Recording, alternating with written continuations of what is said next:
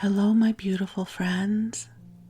I am Laurel Bleadon-Maffei with Illuminating Souls, welcoming you to this episode of Sleepy Bedtime Blessings, a podcast designed to help you rest, relax, and fall asleep. And I just laughed. That was a little giggle that escaped me because just as I said that, one of the birds in the neighborhood also decided to say hello. As I record this, it is early morning here and the birds are getting their day started, so you may hear some ambient noise as we move through this episode. Oh, it's a blue jay.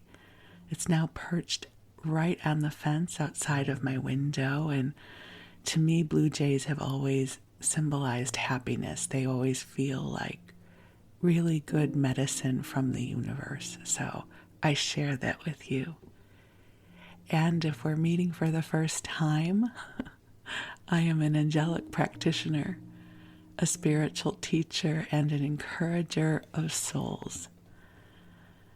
And because this is the work that I do, I find magic in the appearance of a blue jay at a beautiful serendipitous moment here with you. In the work that I do, I have some wonderful offerings you may be interested in at some point. I offer one-on-one angel sessions, which are simply lovely. And we meet over the phone and we have conversation, and I channel messages from the angels for you. And I also offer one-on-one soul mentoring, or as one of my friends now calls it, angel mentoring. I love that. So thank you, my friend, for that beautiful name for the work that we do. And with soul mentoring, or angel mentoring, as I will refer to it here right now, we get together every week and help you move through a time of awakening or transition or healing, whatever is present for you. And then I offer a wide variety of classes that are here to inspire you. Almost always my classes are small in size. It's just the way things work out. So I typically have anywhere between 4 and 8 people, sometimes up to 10 in a class, and we meet over Zoom. And what that means is you really get to be loved and supported and mentored in a very intimate way. You're not just a person in the back of the room left to your own devices. You really get to participate in a very sweet community experience. And I love facilitating classes. And it would be a blessing to have you join us. There's always something new coming up. About every 6 weeks or so, I'm just cooking up my next offering, which will probably start in the middle of March. And so if you're interested, just please make sure you're on my mailing list, which you can find at my website, illuminatingsouls.com. And for now, the angels and I are going to spend about the next hour or so with you. We're going to bring forward beautiful, loving, light-filled energy for you. And if you are preparing for sleep, we'll bring to you lots of soothing, cozy, soft, sweet energies for you. And I know some of you listen during your waking hours. So however you choose to use this episode, you are in my heart and you have my blessing. And because this is designed to be a sleep podcast, there will be no loud noises.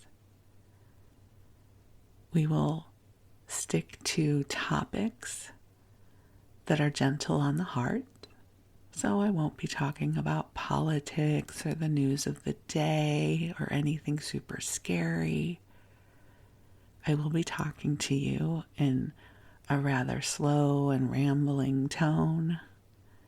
This podcast, by design, is meant to be a little bit interesting and even maybe a little bit dull, because I find, as someone who listens to a sleep podcast every single night, that I don't want something too riveting.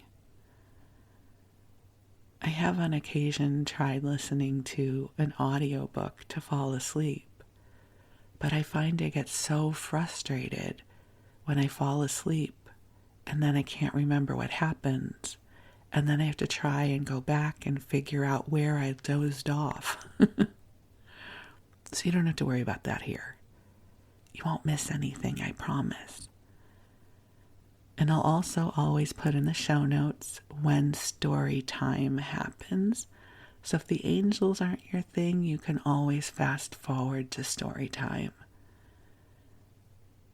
And I guess this is where I tell you that this podcast is really in two parts. We have the first part that we're in now, where I share the intention of the podcast with you, and I bring in the angels, and I invite you to rest. And this part usually is somewhere between 15 and 20 minutes. And then the second part is story time. And story time can be just about anything. I can read to you from something that's in the public domain. I might share with you stories of my own life. And then there's also what we're going to be doing in this episode, where I'm going to be flipping through the pages of an old TV guide from 1976 and doing a little bit of going in the Wayback Machine and scanning our memory, or my memory, I should say, and also sharing some stories that spontaneously pop up as I flip through the pages. So again, might interest you, might put you to sleep. Win-win either way. So I invite you to get comfortable in your body and take some nice deep breaths in and out, allowing yourself to receive the love that the angels are bringing forward for you now. The angels are divine celestial beings, and when they bring forward this beautiful love, I find it to be deeply comforting and soothing. There is nothing you need to do in this moment. Just allow yourself to receive. And I love the ritual of calling the angels in with you, even though they're already here. So I'm going to invite you to, again, just take some deep breaths in and release as we call ourselves forward into the heart of God. And beautiful angels on high, I invite you to join us here. I ask that you bring forward waves of beautiful, golden, divine light in service to each of our beloveds here. I thank you for inviting us into this sanctuary of love, so that each one of us might receive exactly what is needed in this moment. And angels, I ask that you bring forward waves of comfort, waves of healing, and waves of inspiration, helping to clear from our energy fields anything that is not ours, and anything that is not serving our highest and best good.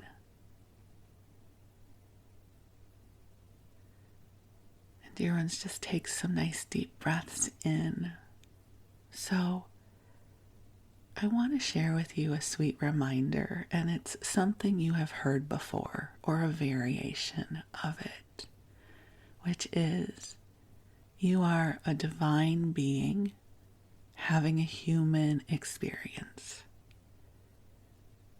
So you are a soul, a beautiful, bright,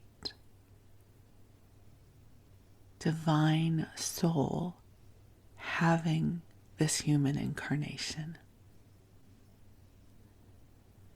And as such, you are filled with wisdom. You are filled with light. There is this essence of you that is born of the heart of God. And so I invite you to connect with the greater expanse of all that you are. That's what my guides call it. They use that phrase instead of soul because they say the word soul has gotten so watered down. I still use the word soul all the time. But in this concept, my guides use the phrase, the greater expanse of all that you are. And what they are referring to is your divine essence, your divine wholeness that exists beyond this earthly incarnation. So it is a part of you, and you are a part of it. And I have always found that when I open to this concept, when I invite in the greater expanse of all that I am, there is a calibration, an attunement of sorts that takes place. It's an invitation to come into our brilliance, our light, our wholeness, our creative spirit. So even if you are having a hard time conceptualizing this concept, the angels understand. So I want to invite you to take a beautiful, big, deep breath in and allow the angels to help you connect with the greater expanse of all that you are, to feel the light streaming to you, remembering that you are a blessing here on earth, that you are precious, that you are born of the breath of God who has dreamed you into being. There is a beautiful phrase that Reverend Michael Beckwith has said. I first heard it probably in 2001 when I was in the middle of my awakening. And he said this. He said, "You are not an accident. You are an on purpose from God." And when he said that, I started to cry. And it took me a while to understand why I was so deeply moved by this concept. And it is because for so much of my life, I considered myself an accident, not in the way that my birth wasn't planned or celebrated. I know that that's true for some people. But sort of going back to a conversation we had in the Plus Size Diaries episode, I spent so much of my life feeling like there was something inherently wrong with me. And I recognize now that that is not uncommon. I think a lot of us live with that kind of existential pain. For me, a lot of it had to do with my journey with weight. I don't want this to be a sad story about my weight, so that's not my intention here, but something that I was told time and time again was my fault. I couldn't fix. And that really created a storm inside of me. And there were a lot of other factors to that. So, when Reverend Michael said, "You are not an accident, you are an on purpose from God," it was this holy moment for me. And he didn't say it specifically to me, right? There were several hundred people in the congregation that morning. But I felt like he said it to me. Like, wake up, sister. Wake up. You are not an accident.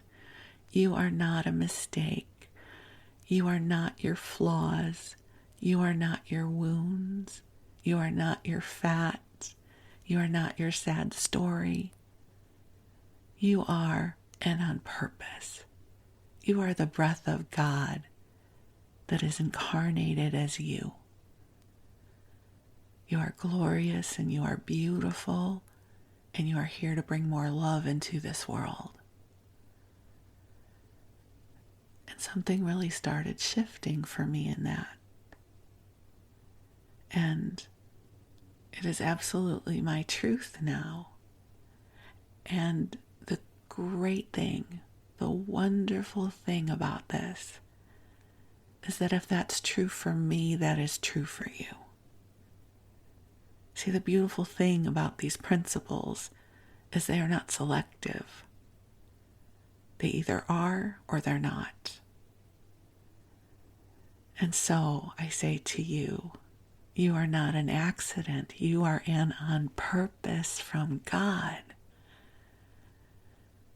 You are this beautiful, unique being having a human experience. And you are perfectly imperfect. You are flawed, and I am flawed, and we are all flawed. And as my guides love to say, we hate to break it to you, but you did not incarnate to be an avatar in this lifetime. You have come here to experience this realm as a human being. And so you are a gift. You are precious. You see the world through the consciousness that is you.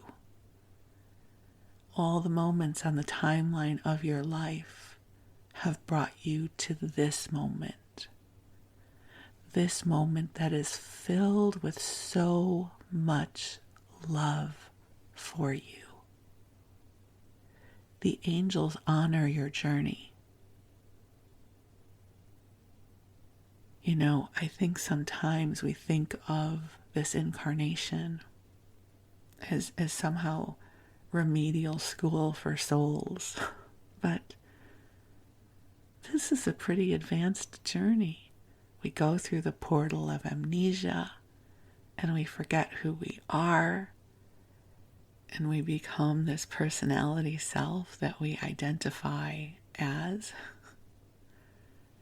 And if we're fortunate, we get to awaken to the love and to the potential and to the inspiration and to the light that is here for us. And this is why I do what I do. I am here to help you open to the wisdom and the magic and the beauty of your soul.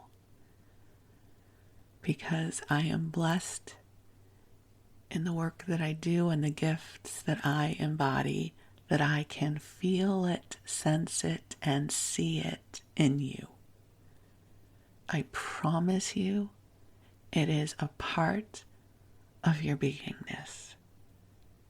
And you don't have to do anything or become anything, just as you are right in this moment, in this breath, into the next one. You are a radiant, beautiful blessing on this planet. So take a nice deep breath in and cozy on into this truth. And if you're not sure, you can just say, please let her be right. Let me be right about this. Let the angels be right about this too. And let the love come flowing in. Imagine right now, visualize, allow it to be so. The divine golden light is flowing to you to help you calibrate, to help you feel better about yourself, to help ignite love within you for self-love, self-compassion, peace within you. And take another nice deep breath in. And so I invite you to be in this love bubble. Just hang out here. Allow the love to soothe your physical body, to soothe your mind,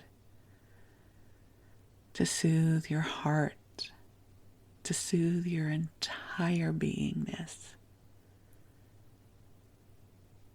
And you rest, and the angels will be with you. And while you rest, we're going to go into story time. So I'm going to tell you some stories,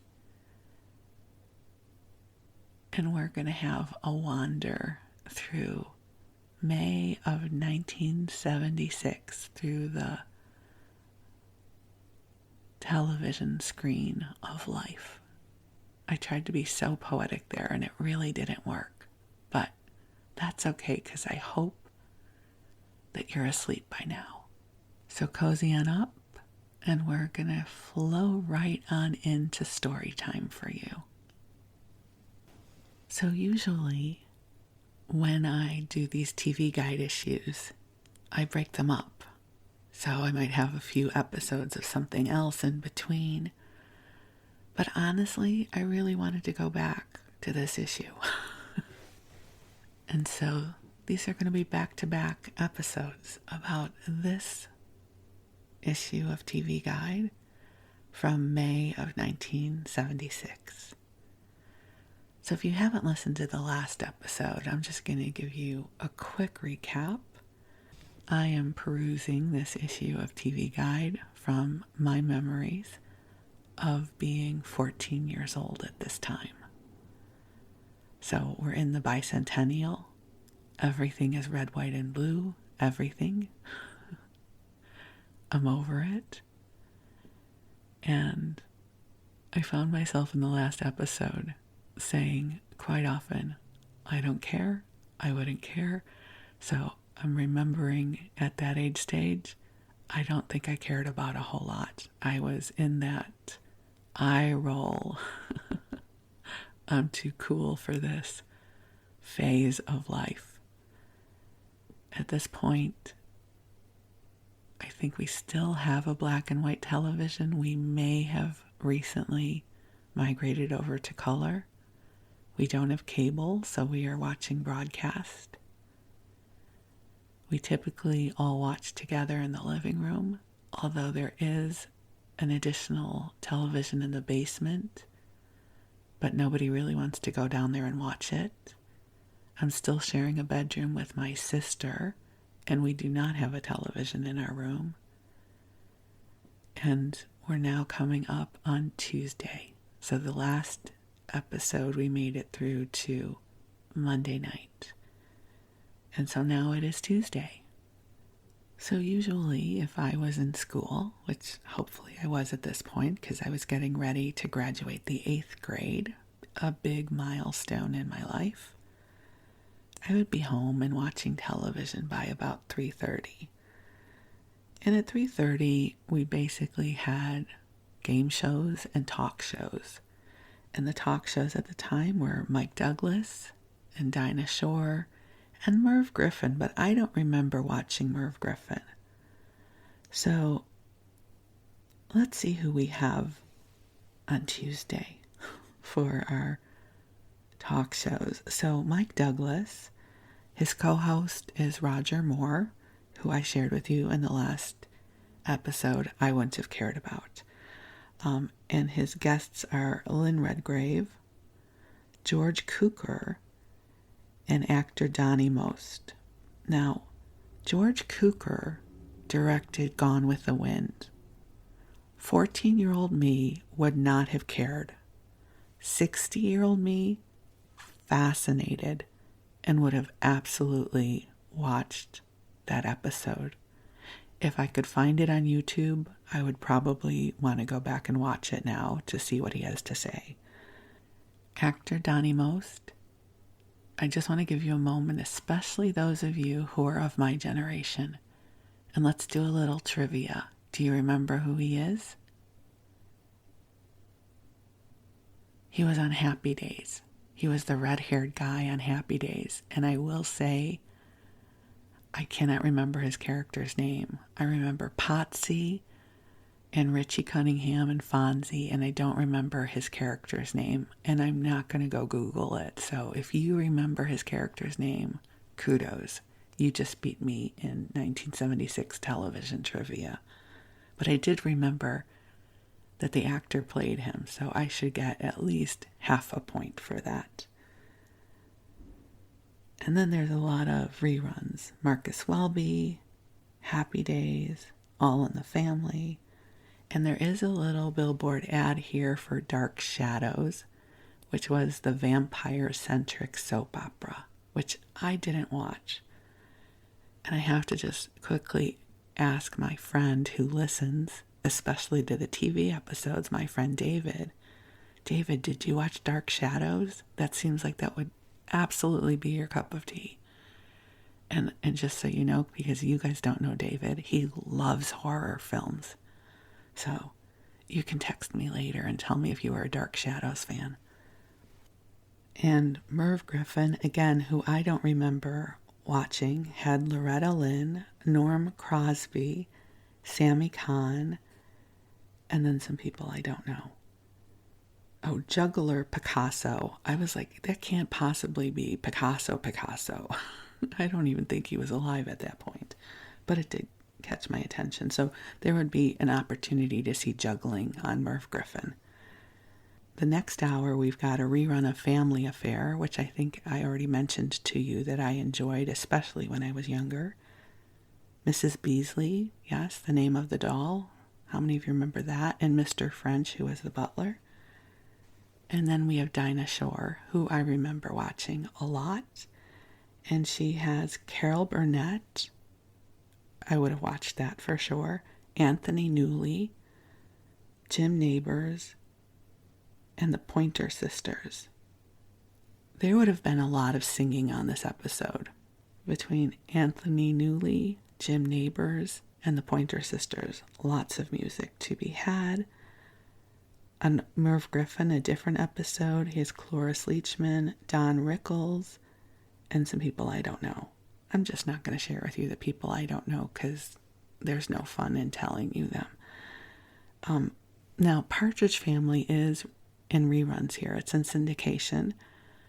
I don't remember if 14-year-old me was watching a lot of Partridge Family, but I will read to you the episode synopsis because it might make you happy. In this episode, there's an opportunistic motorist who turns a minor accident into a $500,000 lawsuit. I don't remember that episode at all. There's another episode of Mike Douglas on a different station. You know what? Let's turn this into TV trivia. It'll be fun. Let's see how good you do. So, co-host is Gabe Kaplan. As we talked in the last episode, he played Mr. Cotter on Welcome Back, Kotter. And just as an aside, for anyone else who grew up in Skokie or one of the neighboring school districts, how many of you had the substitute who looked just like Gabe Kaplan of Mr. Cotter? Honest to God, there was a substitute teacher who looked exactly like Gabe Kaplan, the frizzy hair, only his hair was brown and not black. And it was this event almost when he was your substitute teacher. And God bless his heart. Here this guy was just living his life teaching, and then the show Mr. Cotter comes along, and now he has this whole other identity almost, that not that he sold himself as Mr. Cotter, but every kid is like, oh my God, you're Mr. Cotter, and now this poor guy has to deal with that all the time. But we liked him when he was a substitute because it seemed like a cool thing. I don't know. Okay, back to this Mike Douglas episode. I'm rambling a lot, I know, but hopefully it's putting you to sleep. Guests include, here's our trivia question, Jim Backus. How many of you know who Jim Backus is and what was he known for playing? Okay, I'll tell you. First of all, he was Thurston Howell III on Gilligan's Island. That's right, yeah, he was Thurston. I know he was Mr. Howell, but is it Thurston Howell III? I think so. You can correct me if I'm wrong. And he also was the voice of Mr. Magoo, the cartoon Mr. Magoo. Sarah Miles, I don't know who she is, I'm so sorry. Singer Donna Summer. So we're now in the disco era. And this is why for sure I would have been watching, and members of Welcome Back Kotter. And they do not mention John Travolta. I still would have watched. Ron Palillo, who played Arnold Horshack. I'm terrified I remember all of this. Robert Hedges. I do not remember his character's name, but I remember his afro. And Lawrence Hilton Jacobs. I don't remember his character either. I just remember Arnold Horshack. Okay, so I would have watched that. Later on, there are back-to-back episodes of Partridge Family in syndication. Wow, there's three different channels are airing 3 different Partridge Family episodes because it's in syndication. So one, Danny wins a racehorse that suffers from insomnia.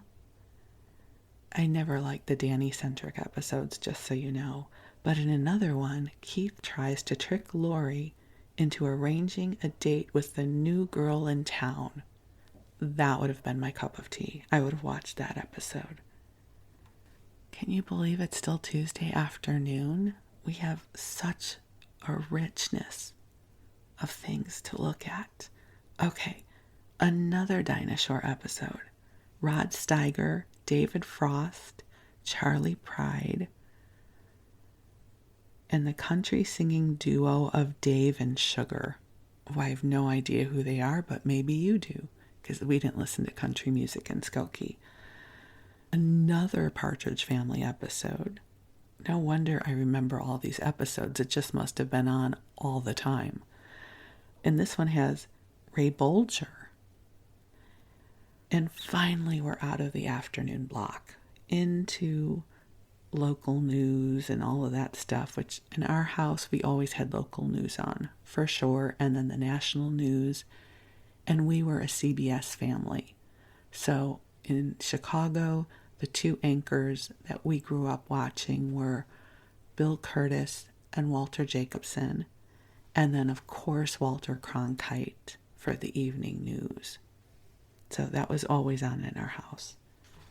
And as appropriate for the era, there is a full page ad here for posters of the Fonz, John Travolta, or the Sweat Hogs, which would be all of the Welcome Back Kotter cast. And they're $2 each. And you would mail this to a place in Seattle, Washington. So just in case. Then there's more Partridge Family episodes. Wow, the world is awash in Partridge Family. And now we've got primetime. Finally, we've made it to Primetime Tuesday. There is a Bugs Bunny Roadrunner special. Wow, they're doing like a lot of interesting stuff. So I don't know that we would have watched this, but Elmer Fudd is the giant, while Bugs Bunny and Daffy Duck each claim that the other is Jack in a takeoff on Jack and the Beanstalk. I have no recollection of that, but I'm sure at some point I saw it. There is a special about comic strips with Carl Reiner. I wouldn't have watched that because you know what was on? Happy Days. We were all about Happy Days in that era. So here's what this episode is about. Sure that he's lost touch with the girls, Richie seeks advice from that old lady killer Fonzie, played by Henry Winkler.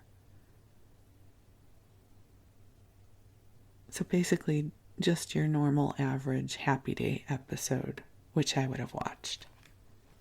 After that, you could choose from either Good Times, which I watched quite a bit.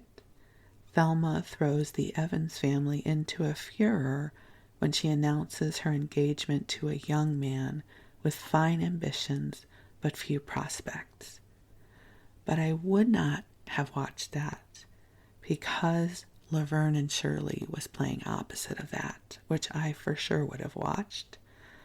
The promised presence of the wild Anne-Marie Polanski seems bound to make Laverne and Shirley's class reunion a success until Anne-Marie turns up in a startling new incarnation.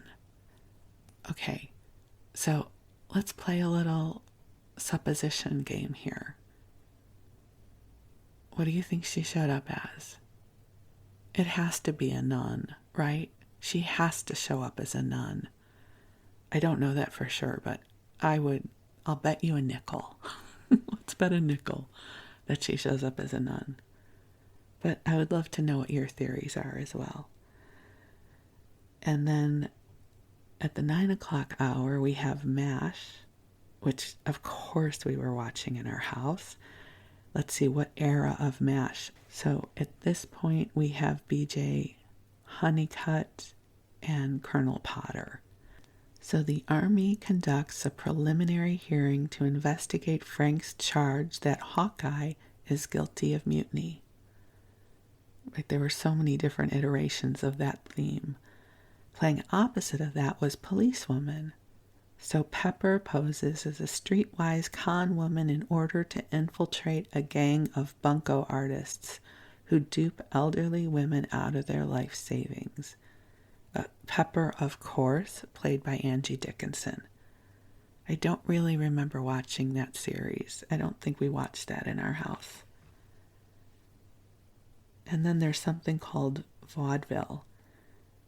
Cab Calloway and his singing daughters, Chris and Cecilia, Norm Crosby, mime artist Vito Scotti, and I can't name all of these other people because I don't know how to pronounce their names and I haven't heard of them before, so I'm sure that was some kind of special.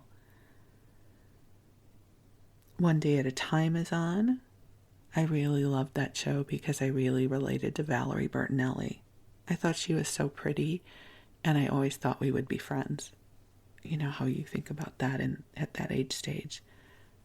I would have absolutely been friends with Valerie Bertinelli. So the theme for this episode, when David fails to leave for a business meeting he told Anne about, she apprehensively uses a passkey to enter his apartment, where she discovers David and an attractive young woman in a state of dishabille. I had to take a moment. Dishabilla. Would that be dishevelment? I mean, that's not what the word is, but is that what it means? Probably. And then at 10 o'clock, we have Switch, which we would have been watching with Eddie Albert and Robert Wagner, because my mom really liked that show. So Pete and Mac investigate the death of a young man who stumbled onto a big secret while stealing provisions from a heavily guarded mountain gun club. And then opposite of that, we had a Dean Martin special, and he's joined by a gallery of baseball greats and this roast of Joe Garagiola. Oh, I see. So it's not really a Dean Martin special of Dean singing. This is one of the Dean Martin roasts of Joe Garagiola. And if you are not familiar with what a roast is, it's when they have a panel come up and tell jokes about whoever they're honoring. So this is going to have Mickey Mantle, Hank Aaron, Yogi Berra, Stan Musial, Willie Mays. I for sure would not have been watching this, but if you are a baseball fan, this might have been really cool for you. And also The Rookies is on, which we did not watch, so I don't have a relationship with that. So we're just going to skip right over that. So now we're into the late evening. There's a special on the presidential primaries, which my parents would have been interested in, but I wasn't. I came from a family that was very interested in politics, and it was lost on me. Unfortunately, I guess, or fortunately, I don't know. Anyways, so election season was a big deal in our house. And then Johnny Carson has Elsa Lanchester, who I don't know who she is. Mary Hartman is on. And okay, so this brings us over to Wednesday. Wow, that took us a long time to get through Tuesday. All right, so again, I'm coming home from school probably at 3:30. You can choose from Match Game. I don't know how many of you remember that game show. Brett Summers, Betty White, Richard Dawson, Anitra Ford, and Greg Morris, and Charles Nelson Riley. That's a pretty good panel of 1976 celebrities. Mike Douglas, again Roger Moore is the co-host, Tony Randall, Cindy Williams, and you might get really excited about this, Peter Frampton. 1976 Peter Frampton with the long hair. We thought he was adorable. And on Dinah, this is interesting, a show saluting People Magazine's 2nd anniversary. So I guess People Magazine was launched in 1975. I did not know that. It features Telly Savalas, Margot Hemingway, Charlie Rich, and singer Phoebe Snow.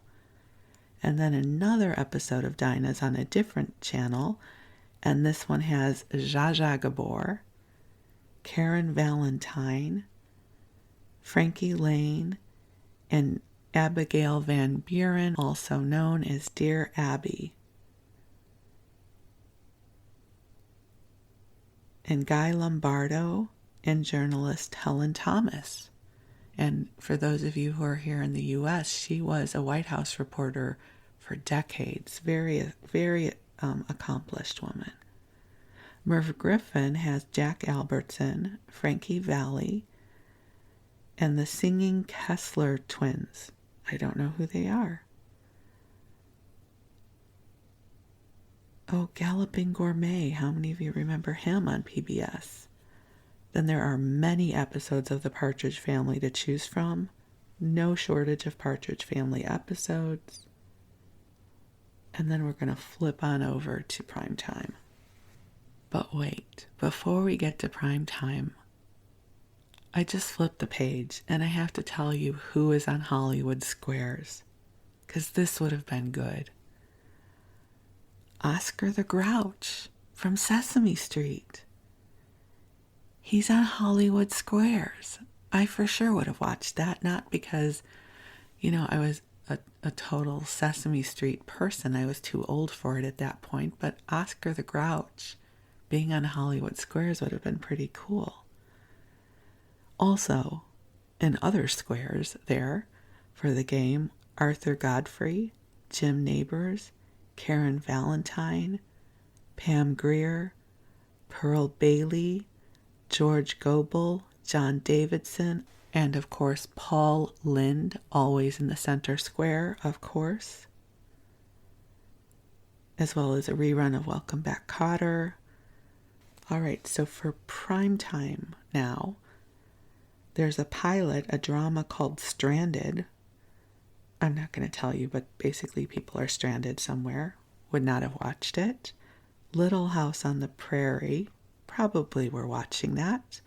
The Ingalls family faces a financial crisis when bankruptcy prevents Charles' employer from paying him 2 months of back wages. And opposite of that was Bionic Woman. So I'm a little torn here. I did watch Bionic Woman. Jamie gets an exercise. Okay, we're not going to talk about this one. It's a little woo, and I don't think it's compatible with a good night's sleep. Not super scary. I mean, it's the Bionic Woman, for goodness sake, but I don't know. Jamie does something brave and helps people, is my synopsis for this episode. Also airing that evening is Canon, for those of you who remember that show, which we watched. So a little boy, all of these, I should not read these. These are not good nighttime things. So again, something bad happens to someone. And Canon, played by William Conrad, does something to rectify the situation. Then there is a Sanford and Son episode. It says, when Lamont goes against his father's wishes and decides to get married, cantankerous Fred does his all to make the wedding day a disaster. I don't remember that episode, but I did watch Sanford and Son. Oh, this is why I would not have been watching it, because Beretta was on, and I liked the cockatoo. I was 14 years old, Okay, again, I'm not going to read the synopsis.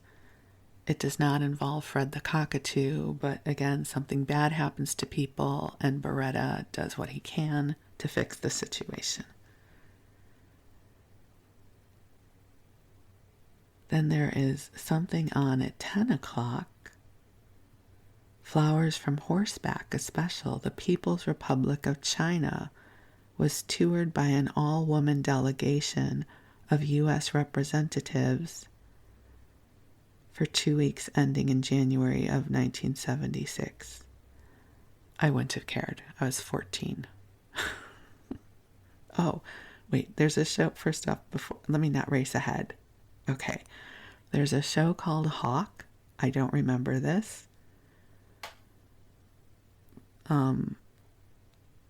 And Hawk is played by Burt Reynolds. I don't know the series. We wouldn't have watched it because Starsky and Hutch was on. That was a good show back then. And I thought David Soul was cute. So that's what I would have been watching. Again, something bad happens and they get justice for the situation. Something called Blue Night, which I do not remember, with George Kennedy. Then in the later evening, we've got Johnny Carson with comedian Ed Bluestone, who I don't know who he is. There is a rather intriguing ad here. It says, do it yourself, build your own home.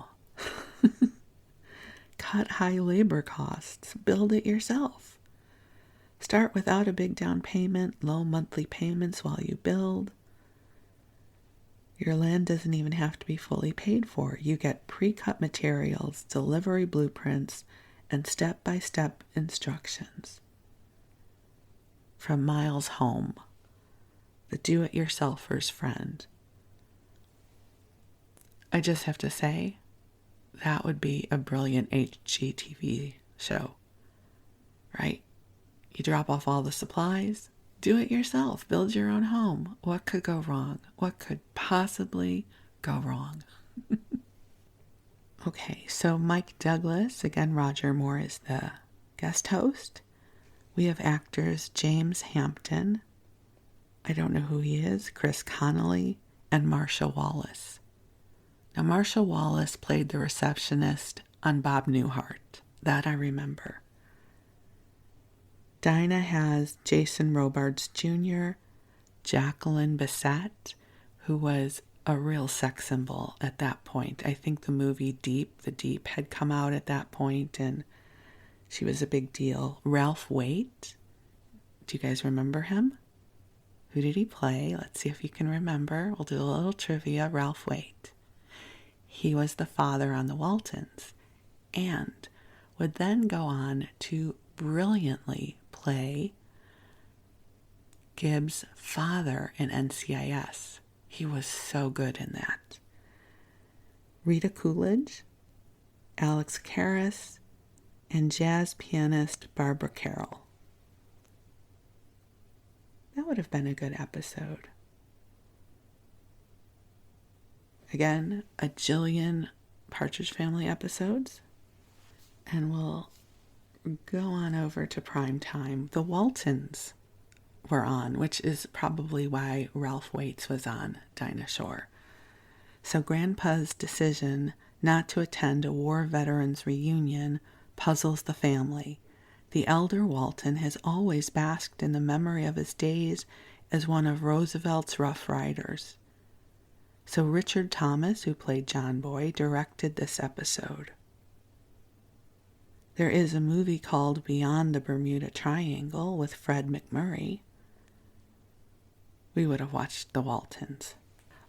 Wait, you know what? I spoke too soon because Welcome Back Kotter's on. I would have absolutely lobbied for Welcome Back Kotter over The Waltons.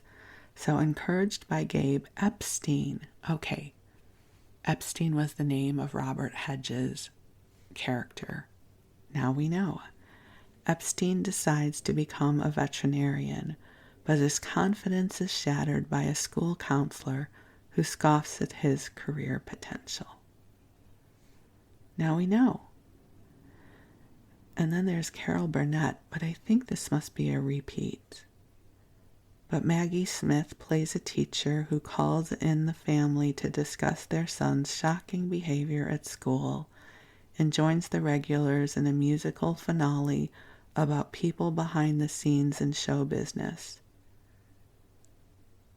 And then there is a special called The Pursuit of Happiness, which is a news program, which I would not have watched. After Welcome Back Kotter, we could roll right into Barney Miller, which was another show that we watched.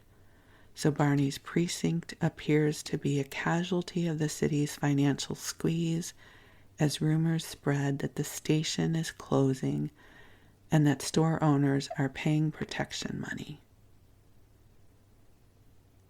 And then at 9 o'clock, we can have the NBA playoff, which we did not watch in our house. The Streets of San Francisco. I think we might have watched it, but I don't remember having a relationship with it. But of course, that would be with Carl Malden and Michael Douglas. So I knew of the show, I just don't remember watching it. And Hawaii Five-0, which we didn't watch. And then they have this ABC News special, American Schools Flunking the Test. So this would have been a Friday night. Nothing really interesting is on. We probably would have watched something. Maybe there would have been a movie on a channel somewhere. I don't know what we would have been watching, but nothing here excites me. So I don't know what we would have been watching. It would be a Thursday night. Nothing's terribly compelling once we get past Barney Miller and the Sweat Hogs. So I don't know what we would have been watching. My parents would have probably wanted to watch one of the news programs, so I might have been reading a book or something at that point, or talking on the phone with a girlfriend. I don't know for sure. And we still aren't through Friday, nor have we even touched the TV Guide crossword puzzle, which I look forward to doing with you. So we might even have one more episode we're going to squeeze out of this issue. Maybe we'll piggyback that with a different issue. So I'm going to leave us here on Thursday evening with the mystery of what we would have been watching, because as a 14-year-old girl, I was not the least bit enthusiastic with anything that was airing once the sitcoms were over. And I don't even know who's on Johnny Carson. Sam Blotner, a Costa Rica businessman. I have no idea what that was about, but he was Johnny Carson's guest. So there you go. A little snippet of television and my life in May of 1976. If you are of my generation, what would you have been watching? Would you have watched endless episodes of the Partridge Family? I would have. Because again, remember, we didn't have a VCR back then. There was no way to watch these episodes unless you were watching them on broadcast television. So you grabbed them when you could get them. You watched them when they aired. And sorry, as I was just about to close the page, I have to share with you a late night movie that is airing that caught my attention. It's called The Cloning of Clifford Swimmer. Right? How could I walk away from that? Not that I would have watched it, but just as the Laurel that I am now, I'm like, what on earth would this movie be about? Well, clearly cloning.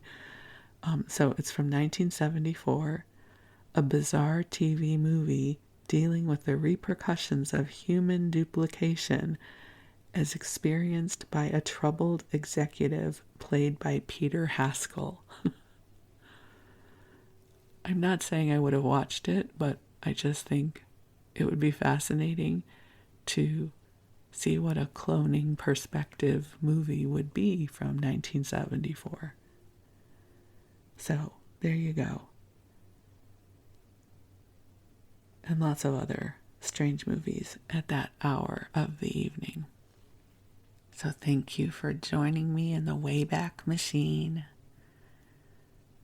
And I would love to hear from you. Do you enjoy these episodes? I love making these episodes. I don't know why it brings me such happiness to remember those days, those moments in time. I think our consciousness is fascinating. We all store our memories differently, right? We all have different portals that wake up and help us remember experiences from years ago. And for me, television and food are almost always good portals for me to access my memories. Like truly, if someone said, what do you remember about your life in 1976? I might remember graduating from 8th grade, but I don't know that I would have a lot of other information other than the bicentennial to access. But I flipped through this old TV guide, and all of a sudden, all of these sweet, inconsequential memories flow through, right? These aren't the biggest moments of my life. They're just sweet, everyday memories. So my hope is, as I share this with you, this shows up for you as well. So from my 14-year-old inner Laurel, and from the 60-year-old Laurel, I send you love, and I wish you a good rest. And I look forward to connecting again soon, and at some point we will finally finish up this issue of TV Guide. But for now, I wish you the sweetest of dreams. I am so deeply grateful for you. Thank you for allowing me the blessing of spending time with you. And we'll talk again soon. I love you. Thank you.